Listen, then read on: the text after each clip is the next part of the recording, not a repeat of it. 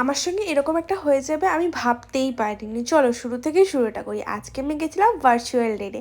মানে জিৎ আর আমি, দেখতে পাচ্ছি ও ওখানে একটা রেস্টুরেন্টে যাবে খাবার খেতে, আমি এখানে একটা রেস্টুরেন্টে যাবো খাবার খেতে। আমরা ভিডিও কলে খাবার খাবো আর খুব গল্প মজা করব।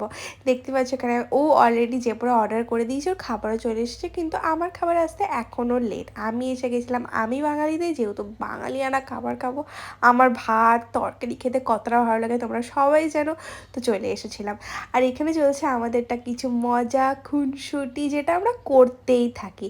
এটা না হলে কি করে ভালোবাসাটা আরও বাড়বে, তাই না?